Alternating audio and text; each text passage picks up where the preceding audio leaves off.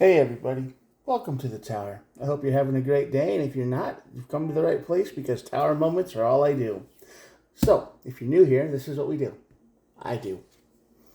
Two tarot cards, just like this. Alright, this is the outcome over here. This causes it, so cause and effect. Pretty explanatory going this direction. We look at the bottom of the deck for more information, and then we will clarify with 3, 2, and 3. And we look at the very bottom of the deck for more information for one last card. Alright. There are no star signs here. Everybody gets to play. And there are, no limits on these videos. They're all timeless. So whenever you're watching this, it's when the universe wanted you to see it. Could be today. Could be next week. I don't know. Whenever it shows up, and you recommend it if it ever does. All right, let's get started. The Chariot on this side of the tower means too much speed, recklessness, being forced to do something. This is the fastest energy in the deck, but this is the energy of being pushed instead of I want to go do something. I have to go do something. I'm being forced to do something. You get the idea, right? You're just being pushed into the tower. Full speed. No avoiding it, really. At least, maybe. Maybe you watch this video and you avoid it. And you learn what to do. The star card on this side of the tower means you get new hope, a realization that not everything has to be like the way you've been living. You get to heal, you get to have a new direction a little bit, you get to have hope. That's mainly the star card. You see a star in the sky and you wish on it, like, oh, I hope I can do better, and you get a better perspective of life. But in order to do that, apparently you're pretty determined to crash right into the tower, or someone is determined to make you crash into the tower, because on the bottom of the deck, we have the Devil and the Wheel card. Now, the Devil card makes total sense here because that would be you're in a toxic energy, a toxic environment where it's go, go, go all the time and you don't even get the chance to just chill. This isn't you. You're working way too hard. You're being pushed way too hard. If it's a work environment thing, if it's a relationship, you're being pushed to move too fast. It's like, we've known each other for 2 weeks. Let's move in. It's a month later. Let's get a cat. And it's just, it feels like it's moved too fast, or it has moved too fast, and you're about to ready to hit the tower because this person just wants to sink their claws into you deeper and deeper, so there's no escape, and you're not feeling it, are you? No, not quite. You're just kind of going, okay, yeah, sure, this is fine, because, you hope that they'll slow down, but every time you say yes, they don't. So this could be a work situation, this could be a personal situation, but either way, this is moving way too fast for your liking, and the wheel comes in, and, things will change, but how will they change? Let's check it out. Page of Pentacles. 8 of Pentacles. Yeah. 10 of Swords. Yep. That's pretty much exactly kind of how I said it, yeah? This is a person in your life, could have, this is somebody they think they have good intentions. That's the problem here. They don't read you at all. They suggest something, and you're kind of a doormat. I'm sorry to say this. You really don't have any boundaries right now. And they say, hey, we should move in together. And you're just like, yeah, that'd be a good idea. And you don't even think about what you just said, right? There's no thought. You're just like, yeah, sure, because you're just in an agreeing mood. But when you stop and think about it a little bit later, you're like, well, maybe that's not a good idea. But now you can't go back on your word. And this is a manipulative tactic, too. They'll put people on the spot. They'll usually do it somewhere in public, too. Right? Like, if you go out to eat or something, they'll be like, we should we should move in together. And then there's a whole bunch of people around. So, you can't really raise your voice or get mad or do anything like overreact. You can't just be like, what? No, you can't do that. You're kind of forced into either agreeing or, if you don't agree, it's going to cause a scene, right? That's their plan. They think, well, if you say no, I can get mad over it. And it's like, then it's his fault or her fault or whatever. So somebody is definitely forcing you into something you don't want. But they think that they, they think it's what you want because you don't have any boundaries. So that's why the Page of Pentacles is up here. The Eight of Pentacles is here because they've been doing this a lot, haven't they? I think that this person is used to this a lot. This is how they act. When they get something, they just go all the time. And I think it comes out of a place of fear because they're afraid of losing it. They have lost things many times in the past, just like this.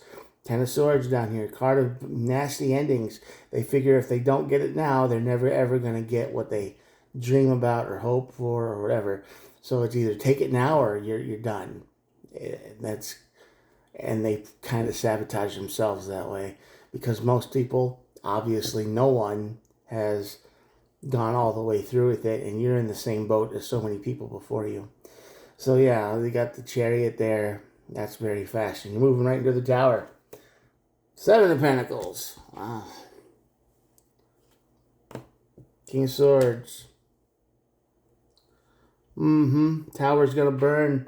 And I think you're going to get your King of Swords energy up here, and you're going to say, hey, listen, we need to stop. We need to slow down. We can't do this. You're going to find your backbone, as it were, and they are going to explode on you in a way that sucks. Because to them, they've been putting all their time, energy, and effort into this. This is their Seven of Pentacles cards. This is their energy of, I've been doing this. I've been doing that. I've been making all the moves. I've been doing everything at rapid pace so we could just get through it, or whatever they have in their mind. And they think they're doing what you want, but really the Tower moment's probably going to tell you that no, the King of Swords, and you're going to be very blunt about it. I think you're going to just tell them straight up with hardly any emotion, and you're just going to say, listen, I like you and all, but I hardly know you. It hasn't been very long. We have to, know each other. And I don't think they're going to like that because I don't think they have much of them to know. I think if they slow down at all, they will start to decay right in front of you. They'll just stop. This person is either 100% go all the time or nothing.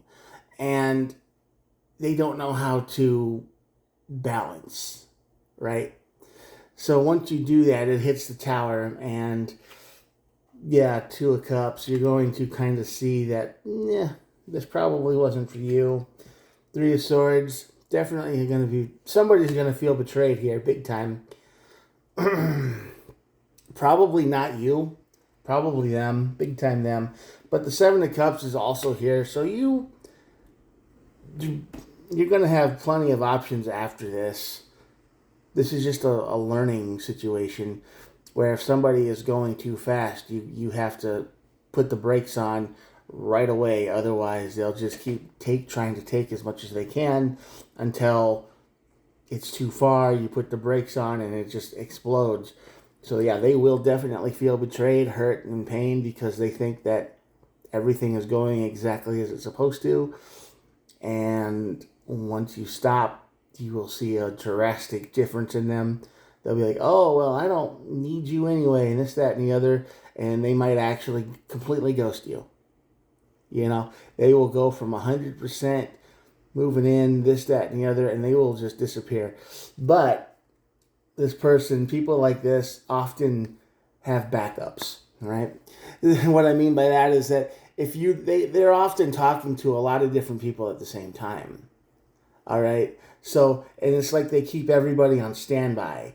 They'll have like 4 or 5 people in their phone they're talking to, and you're the main focus. But as soon as you show signs of not going along with their plan anymore, or having any kind of doubt, any at all. Like, I want to slow down. To them, that's stop. That's like, let's take a breath. Let's take a minute. That's immediate stop.